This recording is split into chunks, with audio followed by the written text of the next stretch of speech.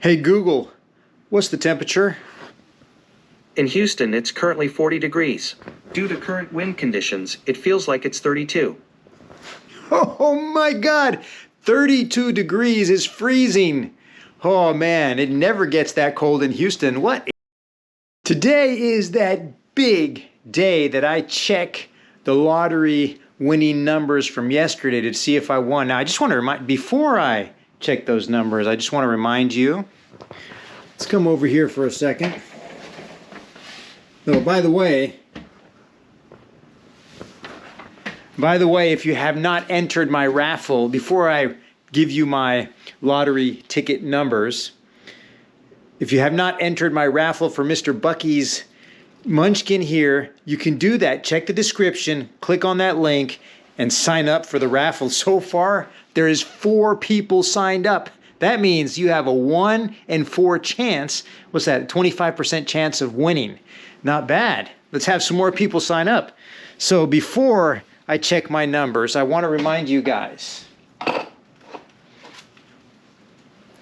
Here, right here, is a stack of numbers that I have never won on the lottery. So the odds of winning are 1 in 300 million, which means, and it's kind of misleading too, because it says odds of winning, overall odds of winning are 1 in 24.9. Well, I've got more than 25 tickets here, and I have not won. So I think that blows that out of the water, maybe. I mean, I need to study statistics. Anyways, let's check it out. We have the $500 million ticket. I'm going to place it right here on top of my iPad. Let's pull out the scanner app where, you can kind of just scan the ticket and it tells you if you won or not. So here goes. Here goes. $500 million. Are you guys ready? I'm ready. Are you ready? Are you ready to see who won?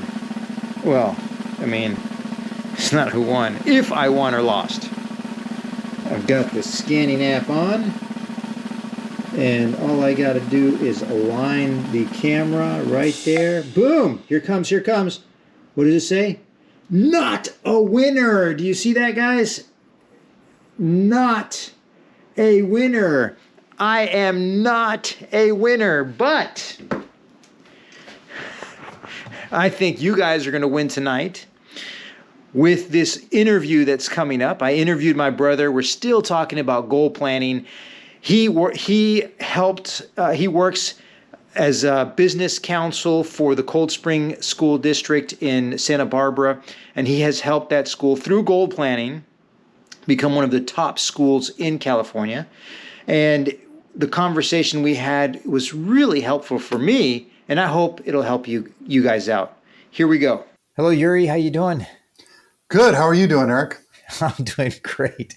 So we're going to talk about goals today, right? I'm ready. Let's talk about goals. Okay. So before we start, why don't you introduce yourself and tell everyone a little bit about yourself, what you do, your I guess a little bit about your history and how you got to where you are today. Man, that's a lot of questions. Hey, well, I'm Yuri Calderon. I'm your brother. Been your brother all my life. That hasn't changed. And I live in Santa Barbara, California. And I'm enjoying being a guest on your show. So right now you work for one of your clients is the school district, right? But you have your own law firm, right? Yeah, so I do a variety of different things. I'm kind of a jack of all trades. I like to say I work. Most of my work is in education, public education, and I do a variety of different things. I have a law firm, and I provide school districts with legal advice. And I also do quite a bit of consulting, probably more consulting today than I do legal work. And in fact, I'm currently working for 2 school districts, running their business office and running a lot of their operations. One school, they're small school districts. One is Cold Spring in Santa Barbara. And the other one is called Vista Del Mar Union School District in Gaviota. California, and also here in Santa Barbara County. But they're small school districts, so I'm able to do a little work part-time for them to run their business operations, everything from their finances to making sure that the school's open on time and that they're clean, kids can learn, and that they're safe. Now in times of COVID, our top priority is keeping kids safe at school. As running the business office, I'm sure that you're involved with setting goals a lot, right, for the schools. Yeah, I think I set goals for the schools. I set goals for my own businesses, and just in my personal life. Have you set your goals for 2022 yet? I've done a first draft, and usually I take the first week to kind of mold them and refine them, especially those goals that are specific to this 2022. Do you use like a certain system for setting goals? Is there like, a template that you use? Not really. Uh-huh. Not really. Depends on what kind of goals you're setting. I find that, especially when you're setting more of like short-term goals or mid-term goals, if you're talking about in a particular year, you want to set goals that are kind of on the shorter term. They're not life goals, right? Yeah. And I've always looked at it as sort of like the short term, which is what am I doing this year? And then I look out and say, what do I want to accomplish in 5 years and in 10 years? I think it's always important to say to yourself, right, is to say, what do I see, or how do I see myself 5 years from now? And what do I want to be doing 5 years from now? What is that picture? What does that image look like? And so a lot of times when I do planning for school districts, school districts and public entities, public school districts have a governing board that can range from 3, 5 to 7 or 9 individuals. And so setting goals in a setting like that means getting everybody together and finding that common middle ground for all those people that are running the school district, right? So when those people change, the goals change as well, huh? The goals change as well. Yeah. And usually they change every 2 years, Yeah. The election cycles are every 2 years. And so you'll have, say, in the most traditional is a 5-member board in California, where there are 5 people on the board. And every 2 years, you either have a change of 2 board members or 3 board members. Sometimes they get reelected, or oftentimes they get reelected and there is no change, but you still want to reaffirm those goals, just to say, okay, here we are. For instance, in Cold Spring, we set goals every year. Mm-hmm. Now, what about for your personal life? Do you set goals for your personal life? I do. I do. Yeah. So do you? I know you do. Yeah. I've been watching your video blogs. You set some pretty good goals. Yeah. Yeah. That's been my big thing, right? Is like setting goals. And then I've got this theme and this idea of, for me anyways, is like, if I won the lottery today, would I still have the same goals? Or would I change my goals if I won the lottery? Because I'm trying to build this idea of that you should have the same goals whether you win or not. I agree with you on that one. Yeah. Yeah. Yeah. I think you shouldn't change. If you win the lottery, you shouldn't desire to change your life. Yeah. Right. Yeah, if you can live a fulfilling life within your means, regardless of how much money you have, you should be living that same fulfilling life. And then I use it as a test for myself. Like when I go and I buy that lottery ticket and I say, it's like for me to remind myself every time, am I actually doing what I would be doing if I won the lottery? Right. Because a lot of times we get stuck in this trap where we hate working at the job we're working at. We hate living where we're living, and we're always miserable. And if we won the lottery, we would change all that. Right. So like, to me, I do it to remind myself every time, am I doing what I want to be doing? And I'm not giving in to what I think I have to do in order to please other people. Yeah, I think if you are hating your job and hating where you live, you should do something about it. Yeah, right? Yeah. I think that would be that's a very sad commentary. Yeah. I can't think of anything in my life that I hate. Yeah. Yeah, I mean, You you know, live in California. It's beautiful over there. it is. So what's the one goal the one goal that you want to accomplish for 2022? I came up with this, and I think I came up with this on New Year's Eve, right? And I Uh-huh. was thinking about this as like, say, what is it that if I could set a goal that I really wanted to accomplish, and I wanted to accomplish it every day, Uh-huh. what would that goal be, right? Something that would be so transcendental, so life changing. Yeah. And that would and I thought about it, and it kind of would cover just about every other goal, Uh-huh. and that would be to live every day with purpose. Uh-huh. In Yeah, other that's words, when nice. you get up in the morning, you Hmm. say you say I'm living my life with purpose. Uh-huh. There is a purpose that I want to accomplish today, Uh-huh. this week, this month, this year, and that I live that every day. I know it's kind of a weird goal. I've never Yeah. had a goal like that. Yeah. But I want to wake up in the morning and I want to say, I'm living this day to the fullest. I'm living it with purpose. I'm I'm going to feel at the end of the day that there was a purpose for the day, Uh-huh. right? Yeah. And so I'm trying to use that as sort of my motto for Yeah. this Yeah. year is to Yeah. say I want to live every day with purpose. That's pretty powerful though. I mean, that's pretty awesome.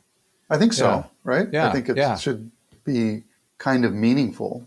Yeah. Especially when life is so short. Life is so, limited, and life is so fragile that has a big, powerful meaning. Yeah. Well, what made me think about it is that, there have been days, it doesn't happen very frequently, but you come home, you're tired, you've had a rough day, Yeah. you feel like kind of the walls are closing in. And what is it that we normally do, right? What do? We try to escape from our reality. Yeah. And that escape is either the cell phone, Netflix. the Yeah. cell The cell phone, phone. Yeah. or Netflix or Yeah. TV. And so you go and you vegetate in front of a TV, or you look at Facebook or whatever for an hour, two Yeah. hours, Yeah. and then you sort of, so it helps your mind escape and everything. But you feel like at that after having done that, you say, I kind of regret it. I wish I would have done something more meaningful, right? Yeah. Had I tried to read a book or learn something new, right? I think Yeah. about learning something new. Yeah. And I think that's why I say live it with purpose. So by the end of the day, did I achieve learning something new Yeah. or doing something new, right? Yeah. Yeah. That's pretty And that's what awesome. kind of like snowballed. And then you called me and you said, "Hey, I want to do a show," and I said, "Yeah, this is kind of seems to me like it would be if you can achieve it, would be a very different perspective about life, right? And Yeah. then you Yeah. don't want to sit in front of the TV Yeah. because Yeah. you want to feel like you had purpose that day, right?" Yeah. And definitely, I mean, the days that I felt the best is always the days that I've accomplished something, you know? Absolutely, yeah. Like when the days that I don't do anything, I feel terrible. And the days that I actually accomplish a lot, I feel great. So you feel better. Yeah. Yeah.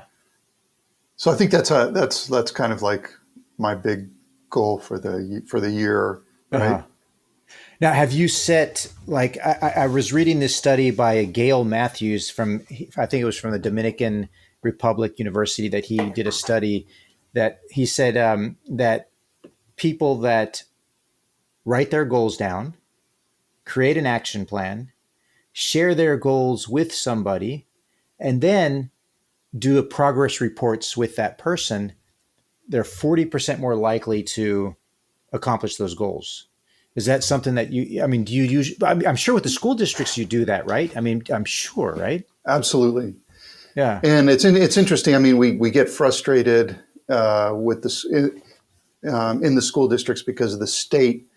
Every time they give you $1, they say we want you to write a plan on how you're going to spend this money.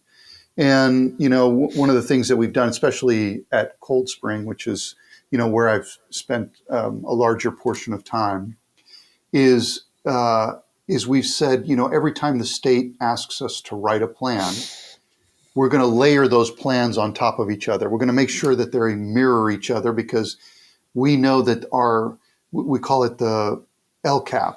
It's the local control and accountability plan. That is our strategic plan that we use for the year. Okay.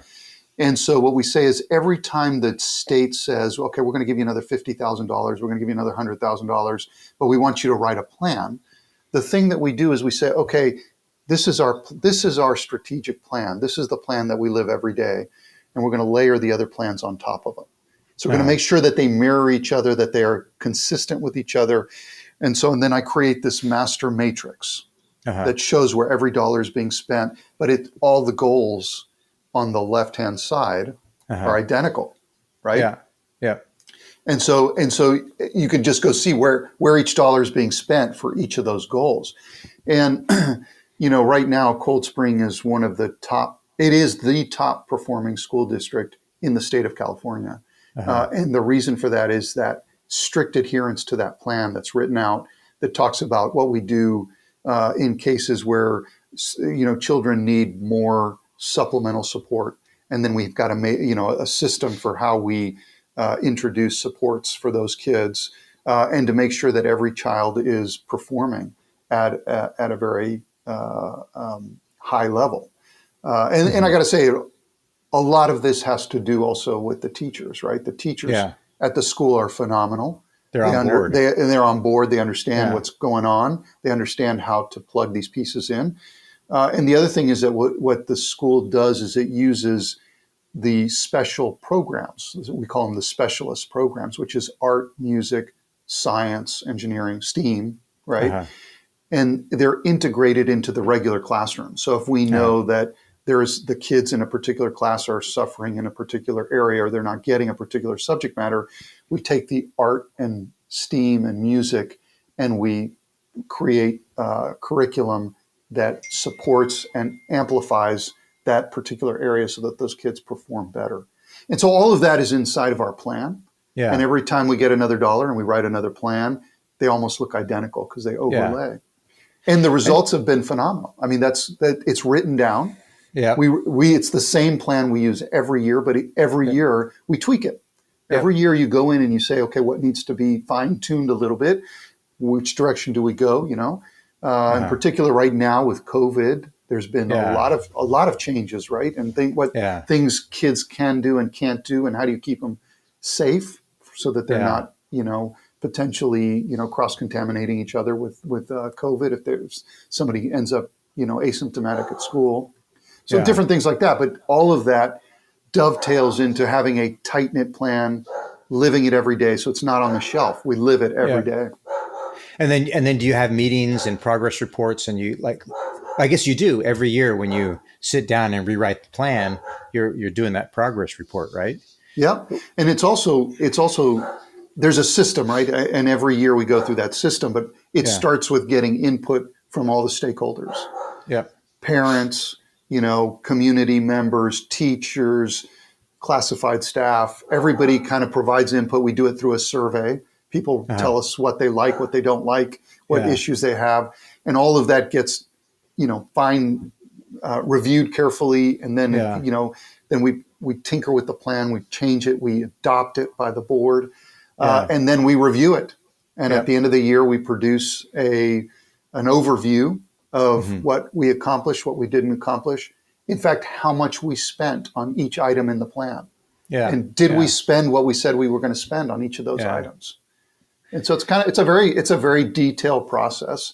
In some cases, we think it's a little over detailed, right? Because, at what point does it become form over substance, right? At what point are you doing more form than actually doing the plan itself? But it doesn't sit on a shelf. But what you would say, out of all the goals that you create, what's the percentage of the goals that you actually accomplish?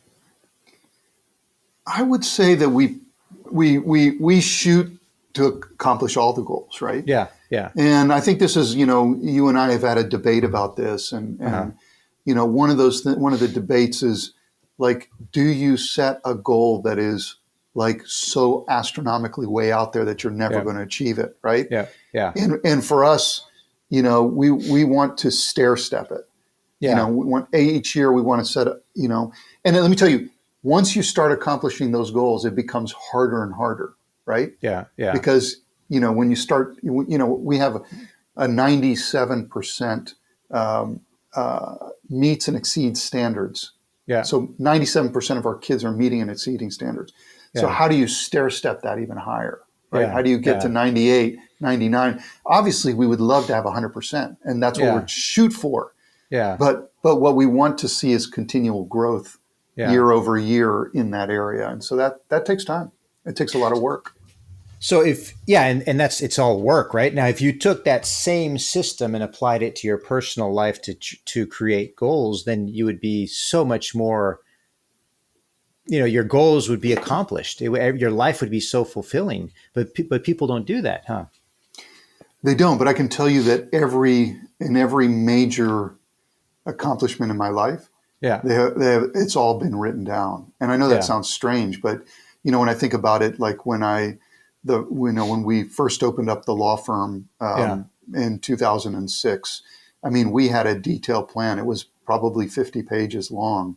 And that was all of the accomplishments along the way were all detailed in that plan. And every year we met to tinker with the plan, right? Yeah. And so in my personal business today, my consulting business, I have a plan, and I, spend time at the end of each year looking at it and saying, this isn't really working, and I need to change this or fix this.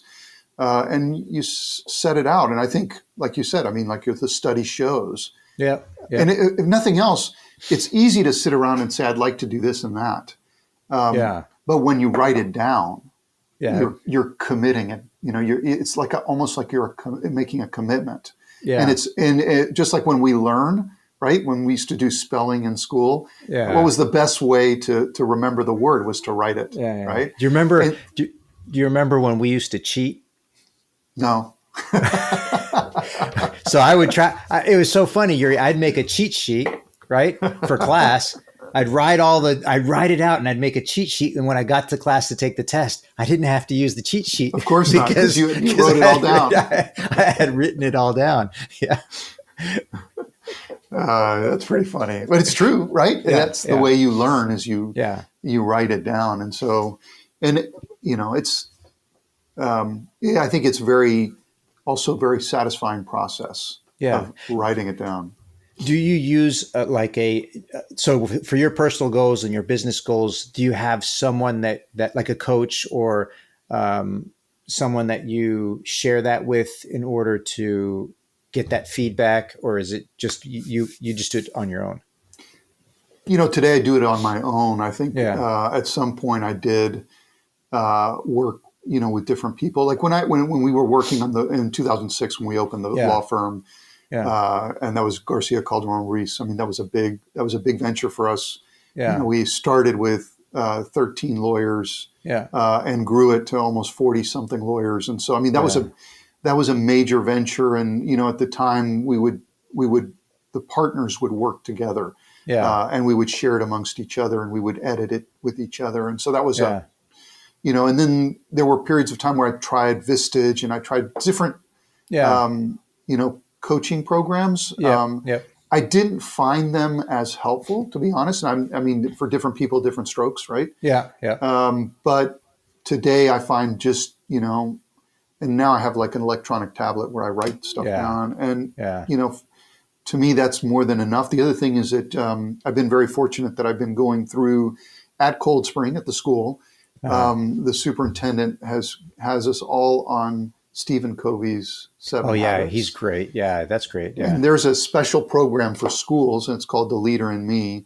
Yeah. And that's, it's been a while since I've done that kind of planning, which is a little bit different, where you look at your strengths and weaknesses, and, and I have found that to be extremely valuable. And you can buy the thing on audio tape, like Yeah. Yeah. Stephen Covey's book on audio. And I think Yeah.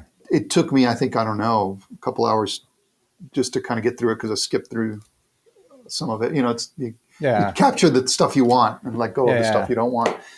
But I found it to be very valuable. And I actually sat down and wrote out that, he's got like a life plan kind of Yeah. thing that you do. Yeah.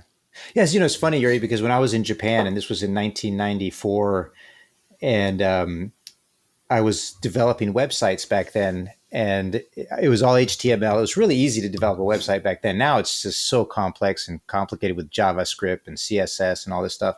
But I developed a website for this guy, and in return, he gave me this $300 Franklin Planner system. And I was like, man, I would have rather had the money, but okay, I'll just take it. And I really got into it, and I followed it, and I did it like the whole training, and it was amazing. I know I have mine here somewhere. I don't know where it is, but I have it here somewhere. Yeah, it's really good. It's good. Great. And then to this day, like now I use the tablet, right? But like I've got my, I don't think you can see that, but I've got my daily stuff here. Yeah. And it's exactly like like now I just designed the same Franklin Covey system with indexing and notes and everything. And I do it on my tablet. It's really great. But I've read all his books too. He's great. He's got some good books. He's got some good books. Yeah. Yeah. I haven't read all of it. I just am just doing this one. This is the first time that I've even, felt it was worth my time. But I find it to be very helpful. Oh, that's awesome. Now, my goal, like I've got my one goal that I want to do this year. And, like I've got 17 goals, but the one goal that I'd like to accomplish, it's yours is cool, but mine is just very simple. It's just create 364 videos. I know you told me that. And just 364, is that because you've already created one, or you're going to take a day off sometime mid-year? So, I'm giving myself one day off.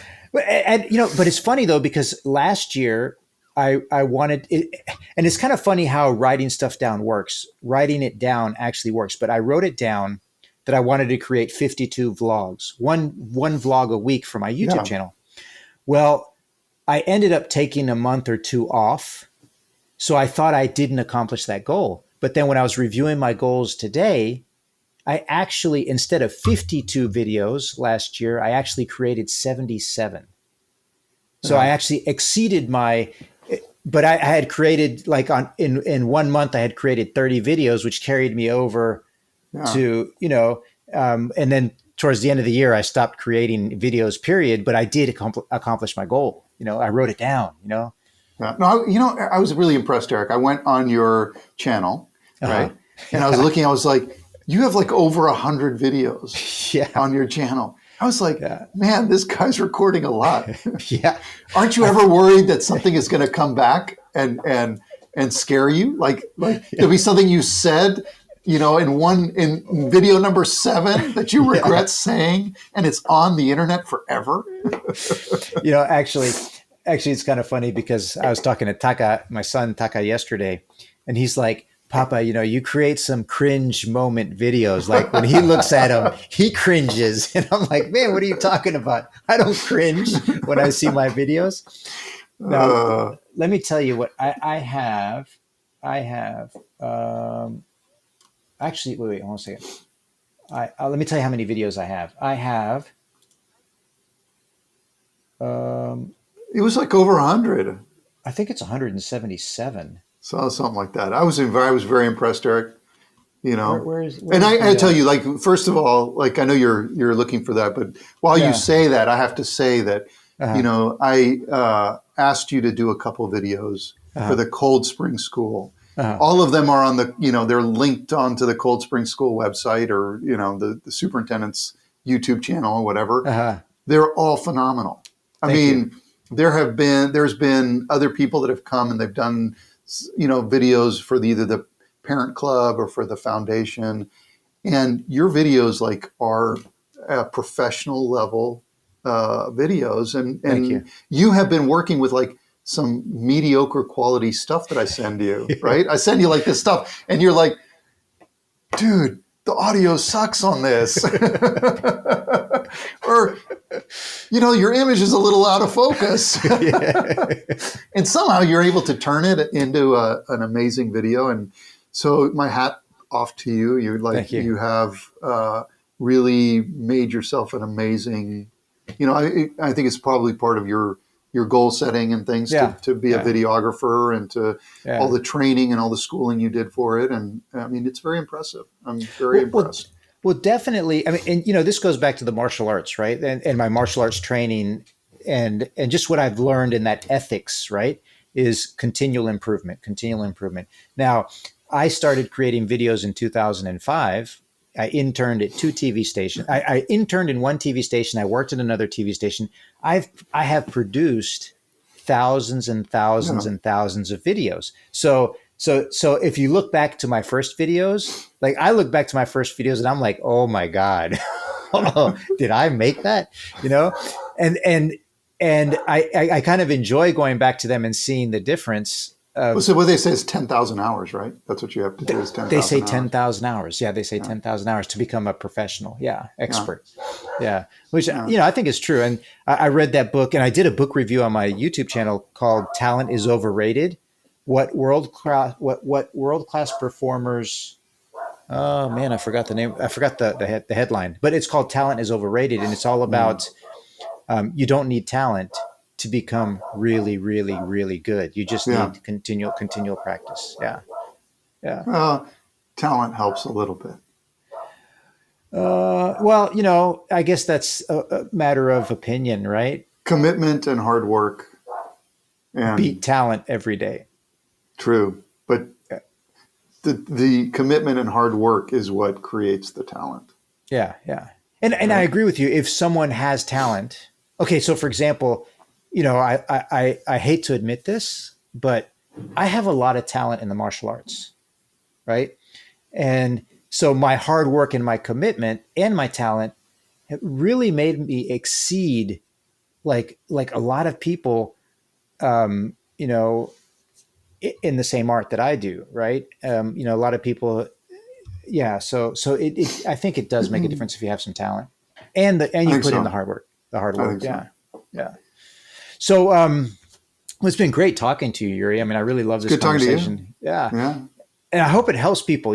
My goal, of course, is to add value, give people the value, right? So people listening to this, I think they'll pick up a lot of great value about how you plan, especially for the school district, and how you create those systems and review them. And then your school is like the number one school in like all of California, right? Yeah. Or something like that. Yeah. And then, of course, it does take a team to get there, right? And then everyone's got to be on board. But just imagine if we did that in our personal lives and we got our wives and our kids and our friends on board, we could accomplish anything. I agree with you. Well, it has been very good talking to you, Erik, and hopefully you'll make me look good on this video, because that's your talent. Well, this one's going to be, I'm not going to edit this one, Yuri. We're just going to throw this on. And Yuri, thank you so much for letting me interview you and talk to you a little bit about goal planning. It's been a huge focus on my channel for the past several days. It's so important to me, and I know it's important to a lot of people, making sure that you write down your goals and accomplish them. Please remember to hit that subscribe button, hit that notification bell, leave me a comment below. Let me know what you thought about this. And don't forget to enter into the raffle. I'll see you guys tomorrow.